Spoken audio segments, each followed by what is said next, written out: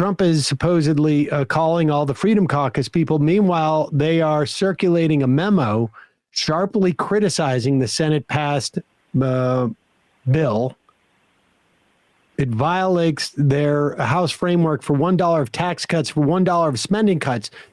And this goes to the accounting trick that the Republicans used, where they don't have to count what the baseline is once the bill, the tax cuts that sunset, where that leaves us. They can just assume that everything is permanent. And it raises the issue that David Dayen mentioned yesterday on the program. Democrats get in office, maybe pass Medicare for all for one day. It's not going to cost that much just to do it for one day. And then 2 days later, just extend it. And then it's free. Doesn't cost anything according to the budget.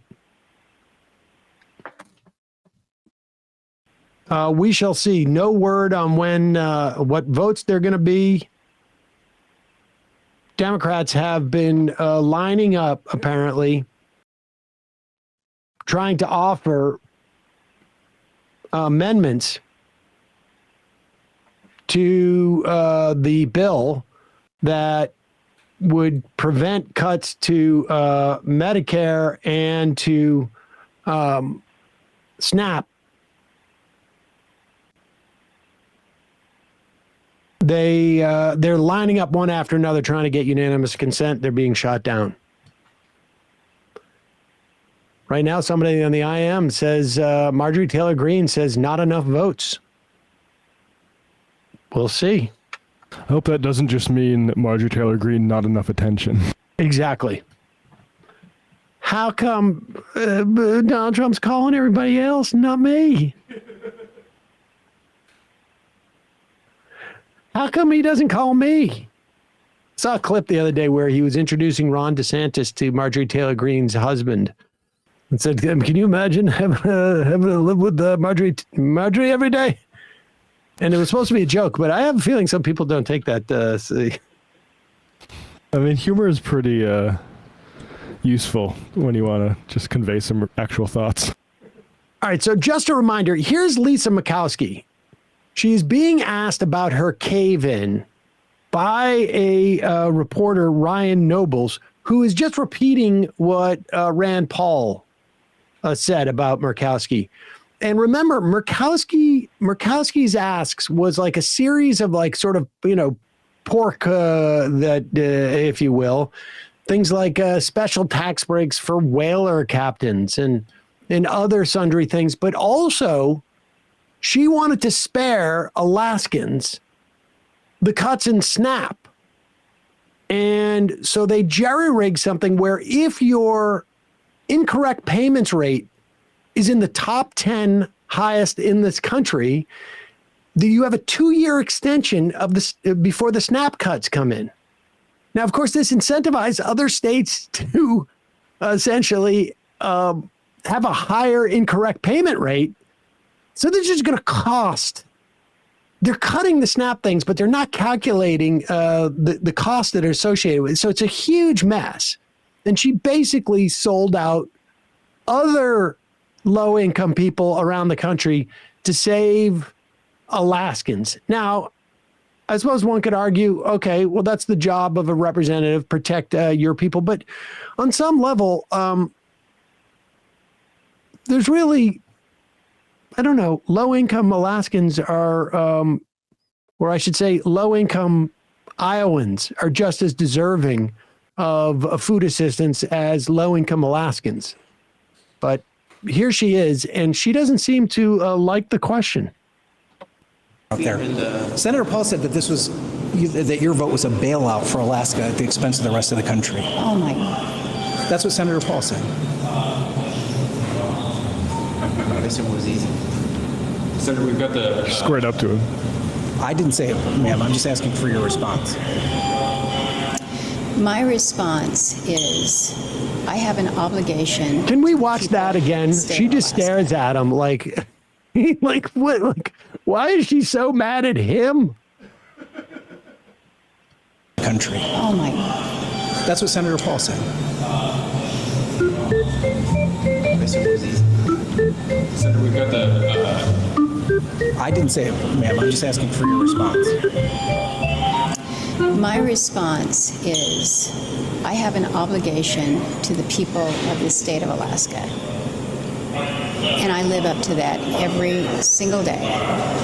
I fight for my state's interests, and I make sure that Alaskans are understood. I work hard to take care of a state that has more unique situations, more unique people. Sorry, but pause it for a second. Wait. Alaska has more unique situations and unique people. I mean, Does that mean Wales?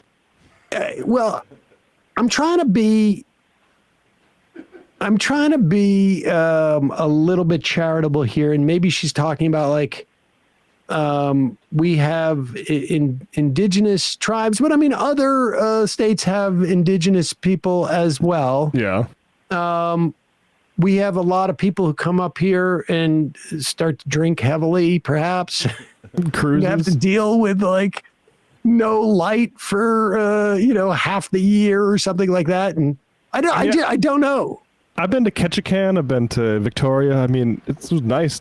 I guess Victoria's Canada, but Ketchikan's not, I don't think. But situations, yeah. There are people on SNAP in every country, in every state in the country. And I don't know why the people in Alaska who need food assistance are unique to the people anywhere else that need food assistance, or I should say uniquely deserving. Let's put it that way. I mean, it really is embarrassing for her. She should have just said, I represent my state. Take it up with somebody else, and walked off. But she Right. knows. I mean, this is indicative. Like, this is like when you are watching sort of like live footage of a flame of humanity being slowly snuffed out over the course of she's trying to justify this. Go back a little bit. I mean, this is millions of people are going to be knocked off of hundreds of thousands. Probably in Alaska, because they don't have the same population, tens of thousands of people will be knocked off of Medicaid. Tens of thousands of people will be knocked off of SNAP. People who are looking for Pell Grants or having student loans, they're going to be destroyed. You're going to have, I mean, it's going to be a disaster for her state. It's just going to be a little bit less of a disaster. And she was willing to sell out the rest of the country for it. Go ahead. People of the state of Alaska. And I live up to that every single day. I fight for my state's interests, and I make sure that Alaskans are understood. I work hard to take care of a state that has more unique situations, more unique people, and it's just different. And so when people suggest that federal dollars go to one of our 50 states in a, quote, bailout, I find that offensive. I advocated for my state's interests. I will continue to do that, and I will make no excuses for doing that. Do I like this bill? No, because I tried to take care of Alaska's interests. But I know that in many parts of the country, there are Americans that are not going to be advantaged by this bill.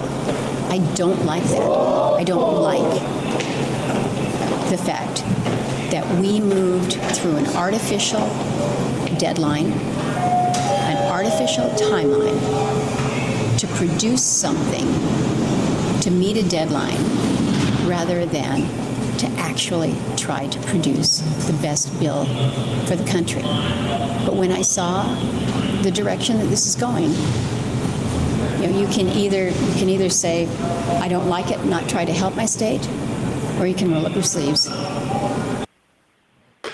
I mean, this is fascinating because she feels so embarrassed and guilty by it, but not so much that I'm going to actually do anything. You know, the option was to vote against it. That was the option. You vote against it. But when I see, like, there are people across this country who are not going to be advantaged by this bill. I mean, let's be a little more explicit. The only people, let's be clear here.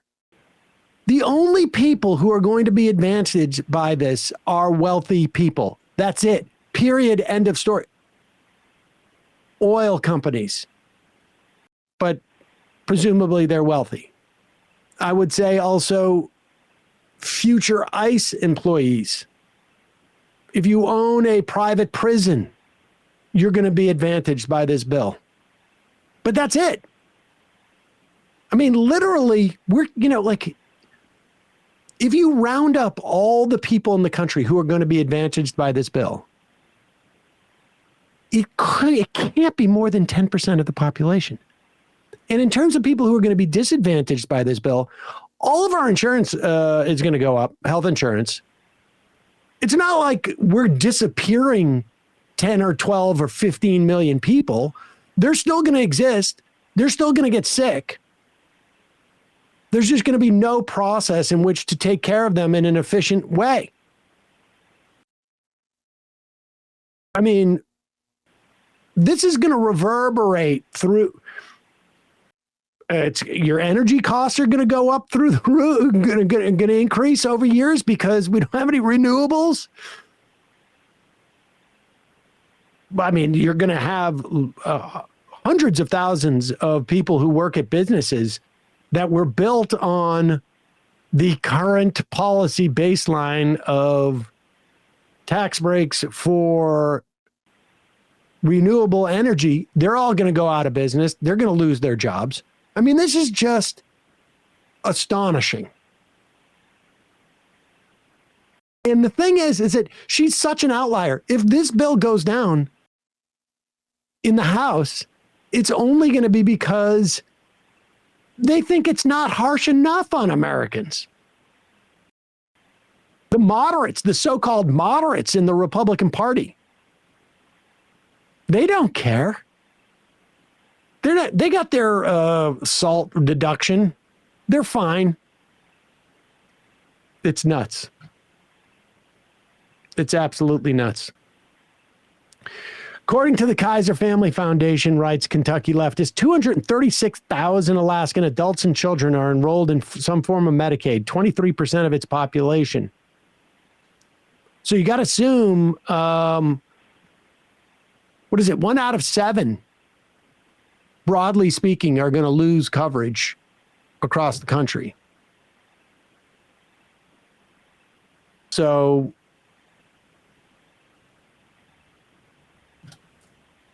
20,000, is it? I don't know. I can't do the math of that. A lot of seasonal workers in a place like Alaska that, depend on stuff like Medicaid. It's astonishing. Here is Democrat from Colorado, Joe Neguse, at the House Rules Committee hearing that was about 11 hours long, talking about that whaler tax cut that bought Lisa Murkowski. They did a child care boost to the CDC, TC, and FSAs. The CHIPS and Science Act tax credit was adjusted in this bill, and also the charitable deduction. I think you're missing one. Which one is that? Whalers. What's that? A new tax break for whalers, right? Whalers. Am I?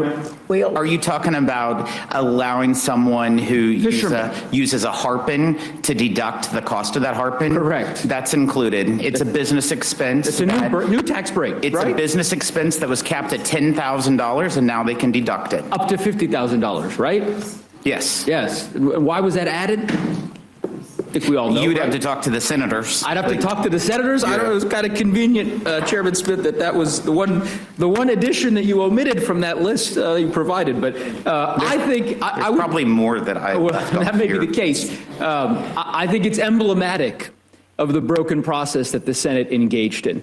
That as we go through this 900-page bill, we will find a variety of different provisions that different senators inserted for their own purposes. And of course, one of them was this whaling tax deduction for the 160 or so people that would be able to claim that in the state of Alaska, so that one of the senators from Alaska would feel comfortable voting for the bill. I don't think that that's, in my view, the way this process should unfold. But in any event, while we're having a colloquy, Chairman Smith, is that all it took?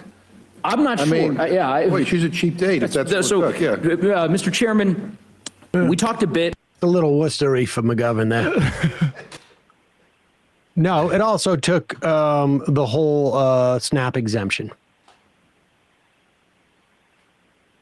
This is where, Murkowski really. Well, relative to Hawley, especially, like, what did he get for Missourians? He wrote a whole op-ed for New York Times. I think somebody framed his op-ed that we shouldn't cut Medicaid and gave it to him as a gift, and that is all it took. I'll just say, I tweeted out in June, this guy will 1,000% cave on Medicaid cuts, stone cold lock. And I rarely talk in terms of gambling, but, congrats to anybody who put money down on that. There should be a Twitter bot that just follows your predictions and places bets on poly markets. Live from the I'm seeing an update as of 1:20 today that Andy Harris, chair of the House Freedom Caucus, says he's remained opposed to the Senate bill. He called on Trump to order the senators back to town for further negotiations. I mean, the House just opened up a series of procedural votes on the legislation, and we will see if it passes. But I mean, this is during the Obama years. Obama was prepared to cut Social Security benefits by rejiggering the cost of living algorithm that would cut Social Security to make some grand bargain with the Republicans. And at that time, progressives who were against this deal had to hope that the Freedom Caucus was not willing to take yes for an answer. Let's make it clear. These people are doing it because they are so horrific that this bill is not horrific enough for them. And to a certain extent, like, it's almost like their function. We're always going to be, it's like, they say, like, people always spend, 10% more than they earn or whatever it is. Their ask is always 10 to 15% more horrific than the Republicans can produce, which is, probably in some respects why the party has moved so far to the right. But again, when you're talking about a 30 to 50 person caucus, it's like 1/4 of their caucus, of the Republican caucus in the House. And so they have some power because they are true believers. We have this number ready here. This is for the House of Representatives phone, 202-224-3121. Good time to get in their ear about it. 100%. Both the Democrats, but if you are represented by a Republican, particularly a Freedom Caucus Republican, if you're in a red state, a red district, this is your opportunity to actually have an impact. Call them and tell them, this breaks all the House rules about spending. There's not enough cuts in this. And tell them, like, you're going to, Elon Musk is going to primary you. This is the time to really go to town. Now, for those of you out there who think that the Democrats in the Senate were feckless, that they did not in any way communicate properly to the American public what was going on here, that they couldn't even pressure someone like Lisa Murkowski, who I think is technically an independent, or she ran as a write-in candidate in Alaska. If you think that the Democratic leadership in the Senate's not doing something, well, have I got news for you? You know the so-called one big beautiful bill? Well, just because Donald Trump still calls it that doesn't mean that's the name. And why is that the case? Because of this American patriot.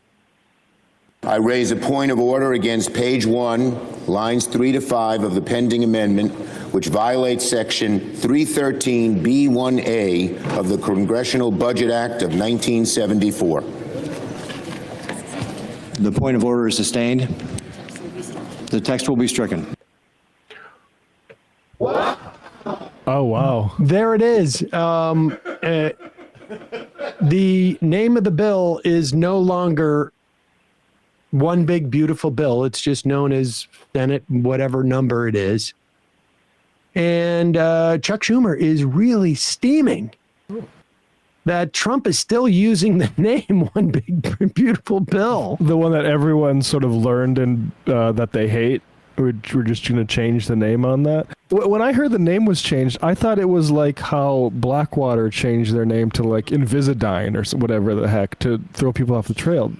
This doesn't seem like it's helpful. It's almost not helpful. It really is like, I mean, I'm glad he did it. But the problem is that seems to be all he did. Taco Trump. Taco Trump can't call the bill. Big, beautiful bill. We won't rest. Hey, folks, don't forget to hit the subscribe button and check out our daily show. We do it every day at 12 p.m. Eastern for about 2.5 hours. We even take phone calls. You should check that out.